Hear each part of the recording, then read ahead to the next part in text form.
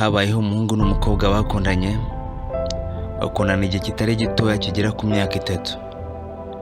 Umuhungu yari manager wa company itunganya peteroli, ariko muri iyo myaka 3 nta na kimwe umukobwa yari azi icyo umuhungu akora.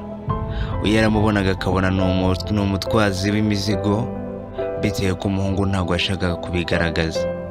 Umuhungu yari yarubatse inyubako nziza cyane imwibereye amaso. Muri iyo myaka 3 bari bamaranye yose, ntabwo umukobwa yari azi neza ko umusore yanubatse, bitewe yuko umuhungu yabaga mu icumbi.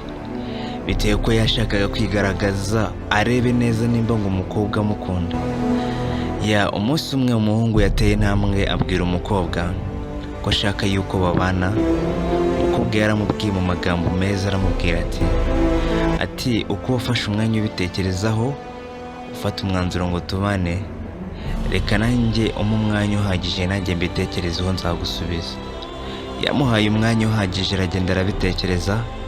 Ashije igihe kingana n'ukwezi, umukobwa arangije aramusubiza. Aramubwira ati njyewe mbana nawe. Ati se ugira iki?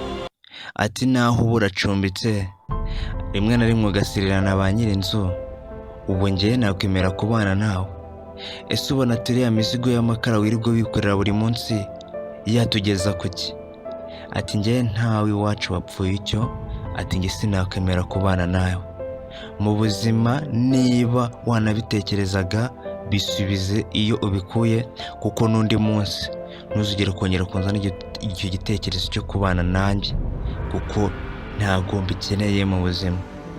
Umuhungu yariturije aricecekera. Muri ako kamwanya aranumirwa, atekereza ibintu umukobwa amubwiye, niba yaba arimo ararota, atekereza yuko n'imyaka yose bamaranye umukobwa atigeraga amukunda, bitewe yuko umuhungu yashakaga yuko basezerana byemewe n'amategeko, bakabyereka inshuti n'imiryango. Umukobwa yaramukatiye, mamaje kumukatira aravuga ati genda mu buzima, sinkigukeneye kubera yuko nta na kimwe wamarira mu buzima. Umuhungu yigaragazaga nk'umuntu uri hasi cyane, ko nta kintu na kimwe abiziho, ko nta n'akazi na kamwe afite. Ariko uyu mukobwa yaza kumenya yuko ari manager wa company itunganya peteroli, ibyo byose avuga ntago aba yarigeze abigira.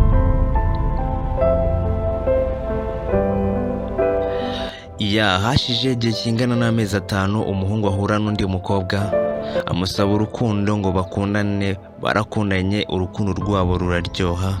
Umukobwa akishimira n'ubuzima umuhungu abayemo, bitewe ko yamubonaga ari umuntu babaye cyane, ari umwikorezi w'amakara n'ibindi birimo byose by'imvune.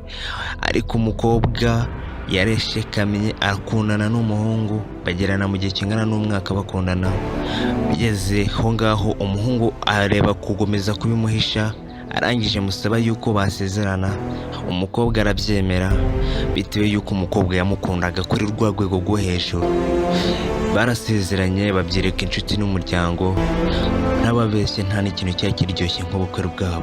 Ubukwe bwabo bwateguriwe ahantu heza muri hoteli nziza cyane ihenze. Buri muntu wese yafataga buri nzoga yose yifuza kuri table yiwe, ya nzoga kandi ihenze cyane.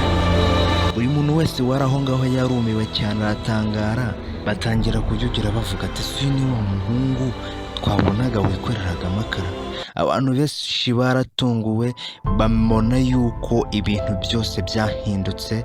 Baravuga ati buriya kubona uko umuntu aba ameze, buriya hari igihe usanga aba ariko ari. Barumiwe cyane, kandi buri muntu wese buri kintu cyose yifuzaga muri ubwo bukwe yarakibonaga. Umukobwa bakundanaga bwa mbere, wa wundi wamukatiye aravuga ngo nta na kimwe yamugezaho, yarabimenye, ubukwe abuzamo. Arebye wa musore aratungurwa cyane, aravuga ati se ni wa wundi twabonaga wikuraga amakara buri munsi, wikuraga ya mizigo iremereye cyane, twumvuga yuko nta na kimwe yakora. Uyu niwe wakoresheje ubukwe bumeze gutya muri iyi hoteli irenze mu gihugu gutya. Umukobwa yaratunguwe cyane, ashaka kurira biranga, abura naho yahera ngo asabe imbabazi, biranga nabwo. Umukobwa akimara kubona ari wa muhungu ahindukiye, bite ko atari yakamubanye mu maso, arangije yahise yitura hasi agwa koma. Yayimazemo igihe kingana n'amasaha 3, arangije arakanguka, arazagaruka muri bwa bukwe. Arebye abona ni wa muhungu yari yarakatiye, yumvaga yuko nta na kimwe yamugezaho, akumva ngo ni umwikorezi w'amakara. buriya iyo umukobwa aza kumenya yuko umuhungu akundana ari umunyamiliyoneri ntago aba yarigeze amwanga. Niwe mukobwa wabayeho mu buzima yicuza impamvu yakatiye uwo muhungu. Yamaze imyaka igera kuri 5 yarahagaritse gukunda, ariko umukobwa byamuhaye isomo yumva yuko buri muntu wese ku rundi ruhande buri yuko yaba ari umuntu ukane nawe bagira urukundo. Byamuhaye isomo arahira yuko uko yaba ameze kose atazongera gusuzugura umuntu. Ubwonko niko bwamuhaga yuko agomba kubitekereza. Umuhungu wamuhaye ijambo ngo abwire umukunzi kiri ku mutima we, arangije amubwira ati my life, ati ndagukunda niwe buzima bwanjye, ati naguhisemo mu gihe abandi bari bansize bitewe yuko babonaga yuko ndi umukene, atari kuwe mu bukene bwanjye warankunze, ntago wigeze unsiga kandi ibyo nakubwiraga byose warabyemeraga, wampaye urukundo nyarwo runoze mu buzima. Niyo mpamvu iyi minsi nshigaje kuri iyi si ari wowe nzaba ndimo ndareba. Umuhungu yongeyeho amagambo avuga ati naguhisemo mu bandi, nkwereka inshuti n'ababyeyi, ati ni wowe wenyine mu buzima nkunda cyane kurusha abandi. Guys, reka mbabwire, niba nawe hari umuntu usuzugura ukumva yuko ari hasi cyane nta na kimwe yakugezaho, kumva ko n'urukundo rwanyu rutaramba, aho ngaho uribeshya. Hari igihe aba ari ya zahabu ibihishwe ibitari yigaragara. Guys, mbabwire, buriya amafaranga azaguha buri mukobwa wese wifuza mu buzima, ariko ubukene bwe buzaguha urukundo rwa nyarwo, wa muntu ugukunda akagukundira uko uri atitaye ngo umeze guke na guke. Ariko amafaranga azaguha umukobwa ubona ko ari buranga bwiza, ariko wa wundi utagira urukundo. Nshuti yanjye, tuhumuke ku maso yacu, ntitukajye dusuzugura umuntu bitewe n'ukuntu ameze. Buriya isi ni gatebe gatoki, hari igihe ushobora kumusuzugura, ejo ukazamuca hari ukugenda muri parado nziza cyane, ukifuza n'uburyo wamuvugishamo bikanga. Reka tube dusubikiye aha ngaha naho ubutaha.